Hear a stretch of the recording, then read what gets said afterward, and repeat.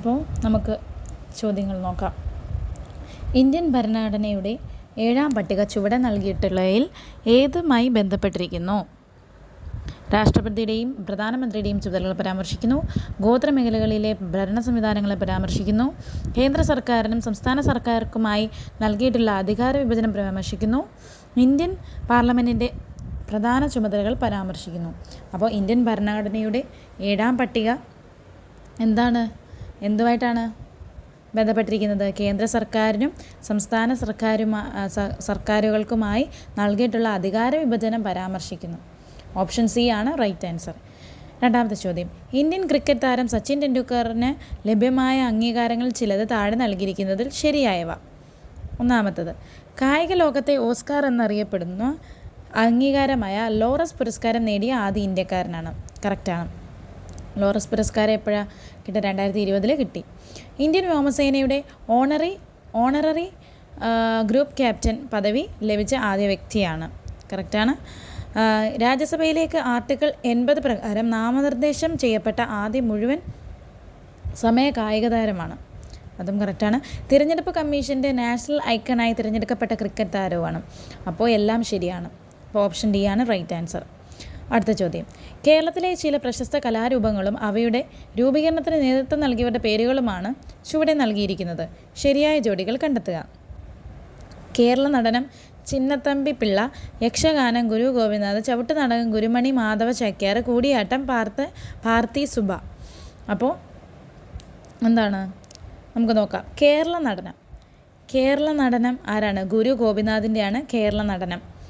യക്ഷഗാനം എന്ന് പറയുന്നത് പാർത്തി സുബ.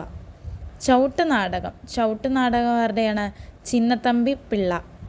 കൂടിയാട്ടം ഗുരുമണി മാധവ ചാക്യാർ. അപ്പോൾ ഓപ്ഷൻ എ ആണ് റൈറ്റ് ആൻസർ. അപ്പോൾ കേരള നടനം എന്ന് പറയുന്നത് ആരുടെയാണ്? ഗുരു ഗോപിനാഥ്. യക്ഷഗാനം പാർത്തി സുബ, ചവിട്ടുനാടകം ചിന്നത്തമ്പി പിള്ള, കൂടിയാട്ടം ഗുരുമണി മാധവ ചാക്യാർ. അടുത്ത ചോദ്യം. ലിഗ്നോസാറ്റുമായി ബന്ധപ്പെട്ട ശരിയായ പ്രസ്താവന ഏത്? സങ്കീർണമായ ഓർഗാനിക് പോളിമറുകളുടെ ഒരു വിഭാഗമാണിത്. ലോകത്തിലെ ആദ്യത്തെ തടി കൊണ്ട് നിർമ്മിച്ച ഉപഗ്രഹമാണിത്.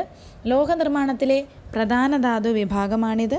വളരെ മൃദുവായതും തവിട്ട് നിറത്തിലുമുള്ളതുമായ അവസാദ ശിലയാണിത്. അപ്പോൾ ലിഗ്നോസാറ്റ് ലോകത്തിലെ ആദ്യത്തെ തടി കൊണ്ട് നിർമ്മിച്ച ഉപഗ്രഹമാണ്. അപ്പോൾ ഓപ്ഷൻ ബി ആണ് റൈറ്റ് ആൻസർ. അടുത്ത ക്വസ്റ്റ്യൻ. ഇന്ത്യയുടെ സാമ്പത്തിക അതിർത്തിയിൽ ഉൾപ്പെടാത്തത്? വ്യോമാതിർത്തി, ജലാതിർത്തി ഉൾപ്പെടുന്നുണ്ട്. മറ്റൊരു രാജ്യത്ത് സ്ഥിതി ചെയ്യുന്ന രാജ്യത്തിൻ്റെ എംബസികൾ, ഹൈക്കമ്മീഷനുകൾ അത് ഉൾപ്പെടുന്നുണ്ട്. ഇന്ത്യക്കകത്തുള്ള മറ്റു രാജ്യത്തിൻ്റെ എംബസികൾ, ഹൈക്കമ്മീഷനുകൾ ഒരിക്കലും ഇല്ല. ഇന്ത്യക്കകത്തുള്ള മറ്റു രാജ്യത്തിൻ്റെ എംബസികളും ഹൈക്കമ്മീഷനുകളും ഇന്ത്യയുടെ സാമ്പത്തിക അതിർത്തിയിൽ ഉൾപ്പെടുന്നില്ല. അപ്പോൾ അതാണ് ഓപ്ഷൻ സി ആണ്. പിന്നെന്താണ് പറയുന്നത്? കസ്റ്റംസ് നിയന്ത്രണത്തിന് കീഴിലുള്ള ഓഫ് ഷോർ സംരംഭങ്ങൾ നടത്തുന്ന ഫ്രീ സോണുകൾ അതൊക്കെ പറ്റും. പക്ഷേ ഇന്ത്യക്കകത്തുള്ള മറ്റു രാജ്യങ്ങളുടെ എംബസികൾ അതുപോലെ ഹൈക്കമ്മീഷനുകളൊന്നും ഇന്ത്യയുടെ സാമ്പത്തിക അതിർത്തിയിൽ ഉൾപ്പെടത്തില്ല. ഓക്കെ. അടുത്ത ക്വസ്റ്റ്യൻ. ലോക നഗര ദിനത്തിൽ യുനെസ്കോ 2023 പുറത്തിറക്കിയ 55 ക്രിയേറ്റീവ് നഗരങ്ങളുടെ പട്ടികയിൽ ഇടം നേടിയതും സാഹിത്യ നഗരം എന്ന പദവി ലഭിച്ചതുമായ കേരളത്തിലെ ആദ്യ നഗരമാണ് കോഴിക്കോട്. അപ്പോൾ ലോക നഗര ദിനത്തിൽ യുനെസ്കോ 2023 പുറത്തിറക്കിയ 55 ക്രിയേറ്റീവ് നഗരങ്ങളുടെ പട്ടികയിൽ ഇടം നേടിയതും സാഹിത്യ നഗരം എന്ന പദവി ലഭിച്ചതുമായ കേരളത്തിലെ ആദ്യത്തെ നഗരമാണ് ഇത്? കോഴിക്കോട്. ഓപ്ഷൻ ഡി ആണ് റൈറ്റ് ആൻസർ. അടുത്തത്. തിരികെ സ്കൂളിലേക്ക് എന്ന ശാക്തീകരണ ക്യാമ്പയിൻ ഏതുമായി ബന്ധപ്പെട്ടിരിക്കുന്നു? സംസ്ഥാന കുടുംബശ്രീ മിഷൻ പൊതുവിദ്യാഭ്യാസ വകുപ്പിൻ്റെ സഹകരണത്തോടെ നടപ്പിലാക്കുന്ന അയൽക്കൂട്ട ശാക്തീകരണ യജ്ഞം. അത് തന്നെയാണ് റൈറ്റ് ആൻസർ. അപ്പോൾ ഓപ്ഷൻ എ ആണ്. അപ്പോൾ തിരികെ സ്കൂളിലേക്ക് എന്ന ക്യാമ്പയിന്, ശാക്തീകരണ ക്യാമ്പയിൻ എന്തുമായിട്ട് ബന്ധപ്പെട്ടിരിക്കുന്നു ചോദിച്ചാൽ സംസ്ഥാനത്തെ കുടുംബശ്രീ മിഷൻ പൊതുവിദ്യാഭ്യാസ വകുപ്പിൻ്റെ സഹകരണത്തോടെ നടപ്പിലാക്കുന്ന അയൽക്കൂട്ട ശാക്തീകരണ യജ്ഞമാണ് തിരികെ സ്കൂളിലേക്കെന്ന് പറയുന്നത്. അടുത്ത ക്വസ്റ്റ്യൻ. ഗിഗ് പ്ലാറ്റ്ഫോം തൊഴിലാളികളുമായി ബന്ധപ്പെട്ട് നൽകിയിരിക്കുന്ന ഉചിതമായ ആശയങ്ങൾ തിരിച്ചറിയുക. ശരിയായ ആശയങ്ങൾ. ഗിഗ് പ്ലാറ്റ്ഫോം തൊഴിലാളികൾക്ക് ആവശ്യാനുസരണം കമ്പനികളുമായി ഔപചാരിക കരാറുകളിൽ ഏർപ്പെടാൻ സാധിക്കുന്നില്ല. താൽക്കാലികവും സമയബന്ധിതവുമായി പൂർത്തിയാക്കേണ്ട തൊഴിലുകളാണിവ. ഒരേ സമയം ഒന്നിലധികം സ്ഥാപനങ്ങളിൽ ജോലി ചെയ്യുവാൻ സാധിക്കുന്നു. അപ്പോൾ ഇതിന് ശരിയായത് 2ഉം 3ഉമാണ്. ഗിഗ് പ്ലാറ്റ്ഫോം എന്ന് പറഞ്ഞാൽ നമ്മുടെ ഡെലിവറി ബോയ്സ് പോലുള്ള ആൾക്കാരുടെ തൊഴിലാളികൾക്ക് വേണ്ടിയിട്ടാണ് അങ്ങനെ ഒരു ഗിഗ് പ്ലാറ്റ്ഫോം. അപ്പോൾ അതിൽ ശരിയെന്ന് പറയുന്നത് താൽക്കാലികവും സമയബന്ധിതമായ ഓപ്ഷൻ ബി ആണ്. 2ഉം 3ഉമാണ്. താൽക്കാലികവും സമയബന്ധിതമായി പൂർത്തിയാക്കാൻ തൊഴിലുകളാണിവ. അതുപോലെ തന്നെ ഒരേ സമയം ഒന്നിലധികം കമ്പനികളിൽ അല്ലെങ്കിൽ സ്ഥാപനങ്ങളിൽ എന്തെങ്കിലും ജോലി ചെയ്യാൻ പറ്റുന്നു. ഗിഗ് പ്ലാറ്റ്ഫോം തൊഴിലാളികൾക്ക് ആവശ്യാനുസരണം കമ്പനികളുമായി ഔപചാരിക കരാറുകളിൽ ഏർപ്പെടാൻ സാധിക്കുന്നില്ല. അത് തെറ്റാണ്, സാധിക്കുന്നുണ്ട്. ഗിഗ് പ്ലാറ്റ്ഫോം തൊഴിലാളികൾക്ക് ആവശ്യാനുസരണം കമ്പനികളുമായിട്ട് ഔപചാരിക കരാറുകളിൽ ഏർപ്പെടാൻ പറ്റുന്നുണ്ട്. അതുകൊണ്ടല്ലേ മറ്റേ സ്ഥാപനങ്ങളിൽ വർക്ക് ചെയ്യാൻ പറ്റുന്നത്. അപ്പോൾ ഒന്നാമത്തത് ഇവിടെ കൊടുത്തിരിക്കുന്നത് സാധിക്കുന്നില്ല എന്നാണ്. അപ്പോൾ അത് തെറ്റാണ്. അപ്പോൾ 2ഉം 3ഉമാണ്. ഓപ്ഷൻ ബി ആണ് right answer.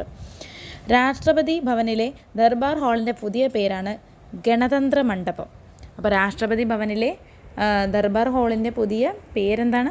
ഗണതന്ത്ര Mandapam. Option D right answer. അടുത്തത്, സിന്ധു നദിയുടെ പോഷക നദികൾ താഴെ കൊടുത്തിരിക്കുന്നതിൽ ശരിയായത് ഏത്? സിന്ധു നദിയുടെ പോഷക നദികൾ താഴെ കൊടുത്തിരിക്കുന്നതിൽ ശരിയായത് ഏത്? അറിയാം നമുക്ക്. ചലം, ചിനാബ്, രവി, ബിയാസ്, സത്ലജ്. ഇതാണ് സിന്ധു നദിയുടെ പോഷക നദികൾ. അപ്പോൾ ഓപ്ഷൻ എ ആണ് സിന്ധു നദിയുടെ പോഷക നദികൾ ഏതൊക്കെയാണ്? ഓപ്ഷൻ എ ചലം, ചിനാബ്, രവി, ബിയാസ്, സത്ലജ്. അടുത്ത ക്വസ്റ്റ്യൻ, ഇന്ത്യയിലെ കാർഷിക കാലങ്ങളിലെ റാബിയുടെ ശരിയായി വിളയിറക്കൽ കാലമാണ് നവംബർ മധ്യം. നവംബർ മാസം പകുതിയോടുകൂടിയാണ് ഇന്ത്യയിലെ കാർഷിക കാലങ്ങളിലെ റാബിയുടെ ശരിയായ വിളയിറക്കൽ കാലമെന്ന് പറയുന്നത് നവംബർ മധ്യം. ഓക്കെ. കോട്ടോണോപോളിസ് എന്ന് വിശേഷിപ്പിക്കുന്ന ഇന്ത്യൻ നഗരമാണ് മുംബൈ. കോട്ടോണോപോളിസ് എന്ന് വിശേഷിപ്പിക്കുന്ന ഇന്ത്യൻ നഗരം ഏതാണ്? മുംബൈയാണ്. അടുത്തത്, 1959 ജർമ്മനിയുടെ സാങ്കേതിക സഹായത്തോടെ സ്ഥാപിതമായ ഇന്ത്യയിലെ ഇരുമ്പുരുക്കുശാല.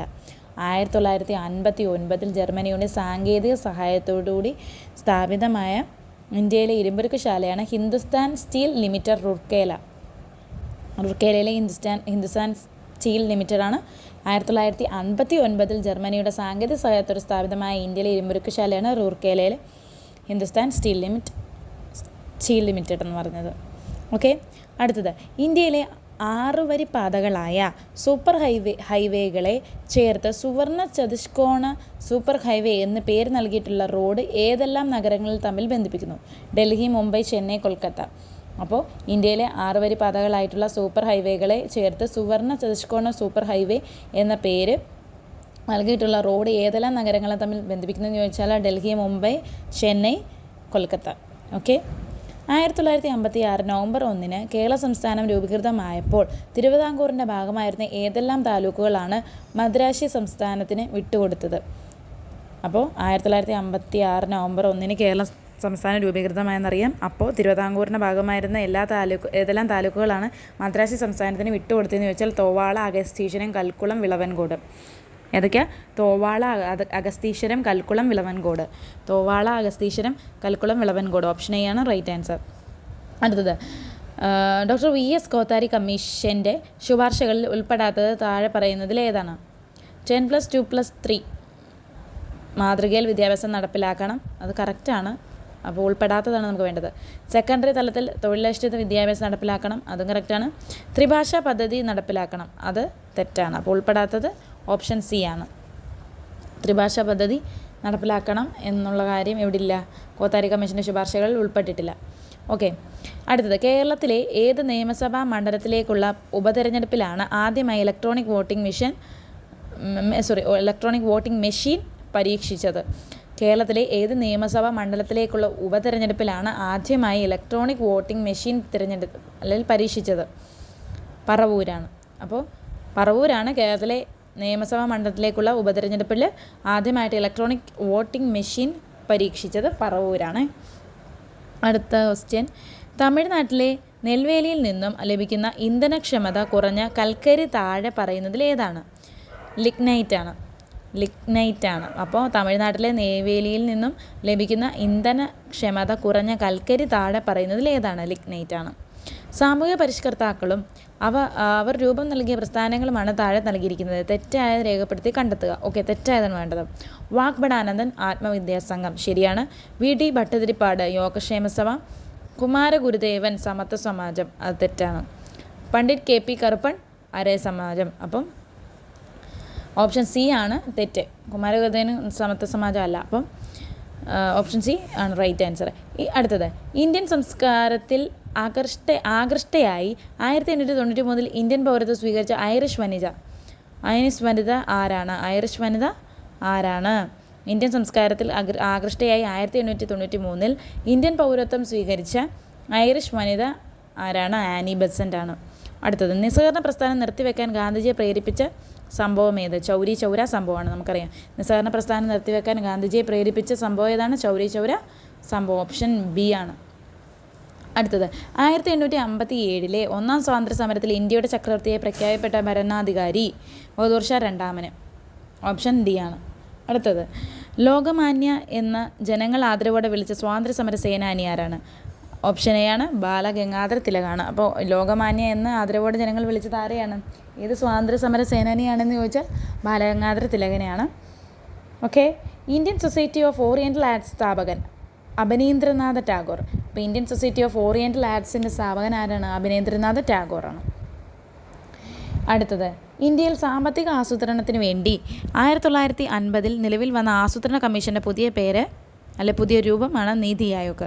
അപ്പോൾ ഇന്ത്യയിൽ സാമ്പത്തിക ആസൂത്രണത്തിന് വേണ്ടി 1950 നിലവിൽ വന്ന ആസൂത്രണ കമ്മീഷൻ്റെ പുതിയ രൂപമാണ് നീതി ആയോഗ്. ഓപ്ഷൻ എ ആണ്. അടുത്തത്, poverty and un-British rule in India എന്ന പുസ്തകം രചിച്ചത് നമുക്കറിയാം Dadabhai Naoroji. Poverty and un-British rule in India എന്ന പുസ്തകം രചിച്ചത് ആരാണ്? ദാദാഭായ് നവറോജി. ഓപ്ഷൻ സി ആണ് റൈറ്റ് ആൻസർ. അടുത്തത്, ഇന്ത്യൻ നവോത്ഥാനത്തിൻ്റെ പിതാവ് എന്നറിയപ്പെടുന്ന സാമൂഹ്യ പരിഷ്കർത്താവാണ് രാജാ റാം മോഹൻ റോയ്. ഇന്ത്യൻ നവോത്ഥാനത്തിൻ്റെ പിതാവ് എന്നറിയപ്പെടുന്ന ആരാണ്? രാജാറാം മോഹൻ റോയ്. ഓപ്ഷൻ എ ആണ് റൈറ്റ് ആൻസർ. അതുപോലെ തന്നെ ഭാഷാടിസ്ഥാനത്തിൽ സംസ്ഥാനങ്ങളെ പുനർസംഘടിപ്പിക്കുന്നതിനായി കേന്ദ്ര സർക്കാർ നിയമിച്ച സംസ്ഥാന പുനർസംഘടനാ കമ്മീഷൻ അധ്യക്ഷനാണ് ഫസൽ അലി. ഭാഷാടിസ്ഥാനത്തിൽ സംസ്ഥാനങ്ങളെ പുനർസംഘടിപ്പിക്കുന്നതിനായി കേന്ദ്ര സർക്കാർ നിയമിച്ച സംസ്ഥാന പുനർസംഘടനാ കമ്മീഷൻ അധ്യക്ഷനാണ് ഫസൽ അലി. അടുത്തത്, ആരാധന സ്വാതന്ത്ര്യത്തിന് വേണ്ടി നടന്ന പ്രക്ഷോഭങ്ങളുടെ സ്വാധീന ഫലമായി തിരുവിതാംകൂർ സർക്കാർ ക്ഷേത്രപ്രവേശന വിളംബരം പുറപ്പെടുവിച്ച വർഷം. ആരാധന സ്വാതന്ത്ര്യത്തിന് വേണ്ടി നടന്ന പ്രക്ഷോഭങ്ങളുടെ സ്വാധീന ഫലമായി തിരുവിതാംകൂർ സർക്കാർ ക്ഷേത്രപ്രവേശന വിളംബരം പുറപ്പെടുവിച്ച വർഷമാണ് 1936. Option C. അടുത്തത്, താഴെ തന്നിരിക്കുന്നവയിൽ സാംസ്കാരികവും വിദ്യാഭ്യാസപരവുമായ മൗലിക അവകാശങ്ങൾ ഉൾപ്പെടാത്തത് ഏത്? സാംസ്കാരികവും വിദ്യാഭ്യാസപരമായ മൗലിക അവകാശങ്ങളിൽ ഉൾപ്പെടാത്തത് ഏത്? വിദ്യാഭ്യാസത്തിനുള്ള അവകാശം ഉൾപ്പെടുന്നില്ല. ന്യൂനപക്ഷങ്ങളുടെ ഭാഷ, സംസ്കാരം ഇവ സംരക്ഷണത്തിനുള്ള അവകാശം, ന്യൂനപക്ഷങ്ങൾക്ക് വിദ്യാഭ്യാസം, സ്ഥാപനങ്ങൾ സ്ഥാപിക്കാനുള്ള അവകാശം, ഇതെല്ലാം ഉൾപ്പെടുന്നുണ്ട്. പക്ഷേ വിദ്യാഭ്യാസത്തിനുള്ള അവകാശമില്ല. ഓക്കെ. അടുത്തത്, അർദ്ധ പ്രസിഡൻഷ്യൽ എക്സിക്യൂട്ടീവ് നിലവിലുള്ള രാജ്യം ഏതാണ്? അർദ്ധ പ്രസിഡൻഷ്യൽ എക്സിക്യൂട്ടീവ് നിലവിലുള്ള രാജ്യമാണ് ശ്രീലങ്ക. ഓപ്ഷൻ സി ആണ് റൈറ്റ് ആൻസർ. അടുത്തത്, ഇന്ത്യൻ പ്രസിഡൻ്റായിരുന്ന ഫക്രുദ്ദീൻ അലി മുഹമ്മദ് അന്തരിച്ചപ്പോൾ പ്രസിഡന്റ് പദം ഏറ്റെടുത്തത് ആരായിരുന്നു? ഇന്ത്യൻ പ്രസിഡൻ്റായ ഫക്രുദ്ദീൻ അലി അഹമ്മദ് അന്തരിച്ചപ്പോൾ പ്രസിഡന്റ് പദം ഏറ്റെടുത്തത് ആരായിരുന്നു? ബാസപ്പ ദാനപ്പ ജെട്ടിയാണ്. ഓക്കെ. അന്താരാഷ്ട്ര തർക്കങ്ങൾ മധ്യസ്ഥം വഴി ഒത്തുതീർപ്പാക്കുന്നത് രാജ്യം പ്രോത്സാഹിപ്പിക്കേണ്ടതാണ് എന്ന് പരാമർശിച്ചിരിക്കുന്ന അനുച്ഛേദം. അന്താരാഷ്ട്ര തർക്കങ്ങൾ മധ്യസ്ഥം വഴി ഒത്തുതീർപ്പാക്കുന്നതിന് രാജ്യം പ്രോത്സാഹിപ്പിക്കേണ്ടതാണ് എന്ന് പരാമർശിക്കുന്ന അനുച്ഛേദമാണ് അനുച്ഛേദം 51(4). ഓപ്ഷൻ ഡി ആണ്. അടുത്തത്, രാജ്യസഭയുടെയും അധ്യക്ഷനും ഉപാധ്യക്ഷനും ലോക്സഭയുടെ സ്പീക്കറും ഡെപ്യൂട്ടി സ്പീക്കർക്കും ഉള്ള ശമ്പളം, ഭത്ത ഇവയെക്കുറിച്ച് പരാമർശിക്കുന്ന ഇന്ത്യൻ ഭരണഘടന ആർട്ടിക്കിൾ 97 ആണ്. രാജ്യസഭയുടെ അധ്യക്ഷനും ഉപാധ്യക്ഷനും ലോക്സഭയുടെ സ്പീക്കറും ഡെപ്യൂട്ടി സ്പീക്കർക്കും ഉള്ള ശമ്പളം, ഭത്ത ഇവയെക്കുറിച്ച് പരാമർശിക്കുന്ന ഇന്ത്യൻ ഭരണഘടന ആർട്ടിക്കിളാണ് article 97. Option B right answer. തെറ്റായ പ്രസ്താവന കണ്ടെത്തുക. ഹൈക്കോടതിയിലെ ജഡ്ജിയുടെ കർത്തവ്യ പെരുമാറ്റത്തെപ്പറ്റി സംസ്ഥാന നിയമനിർമ്മാണ സഭയിൽ ചർച്ചയാകാം. ഇല്ല, ഒരിക്കലും ഇല്ല. അത് തന്നെ തെറ്റാണ്. അപ്പോൾ ഓപ്ഷൻ എ ആണ് റൈറ്റ് ആൻസർ. ഹൈക്കോടതിയിലെ ജഡ്ജിയുടെ കർത്തവ്യ പെരുമാറ്റത്തെക്കുറിച്ച് സംസ്ഥാന നിയമനിർമ്മാണ സഭയിൽ ചർച്ചയാക്കാൻ പറ്റില്ല. ഓക്കെ. വിവരാവകാശ കമ്മീഷൻ ഘടന. മുഖ്യ വിവരാവകാശ കമ്മീഷൻ, സംസ്ഥാന വിവരാവകാശ കമ്മീഷൻ, കമ്മീഷണർ, സെക്രട്ടറി, നിയമവിദഗ്ധൻ, ധനകാര്യ വിദഗ്ധൻ, ജോയിൻറ്റ് സെക്രട്ടറി, സെക്ഷൻ ഓഫീസർ. ഇതാണ് ഘടന. അപ്പം ഓപ്ഷൻ സി ആണ് റൈറ്റ് ആൻസർ. വിവരാവകാശ കമ്മീഷൻ്റെ ഘടന എങ്ങനെയാണ്? മുഖ്യ വിവരാവകാശ കമ്മീഷൻ വേണം. സംസ്ഥാന വിവരാവകാശ കമ്മീഷണർ വേണം, സെക്രട്ടറി വേണം, നിയമവിദഗ്ധൻ വേണം, ധനകാര്യ വിദഗ്ധൻ വേണം, ജോയിൻറ്റ് സെക്രട്ടറി വേണം, സെക്ഷൻ ഓഫീസർ വേണം. ഓക്കെ, നിലവിലെ കേരള വിവരാവകാശ കമ്മീഷണർ ആരാണ്?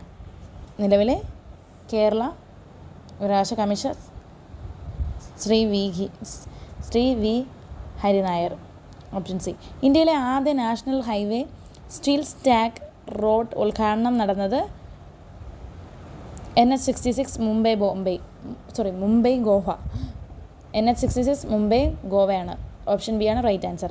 സമൂഹത്തിലെ ഭൗതിക സ്വത്തുക്കളുടെ ഉടമസ്ഥതയും നിയന്ത്രണവും സർക്കാരിന് ഏറ്റെടുത്ത പൊതുനന്മയ്ക്കായി വിതരണം ചെയ്യാമെന്ന് പറഞ്ഞിരിക്കുന്ന ഭരണഘടനാ അനുച്ഛേദം ഏതാണ്?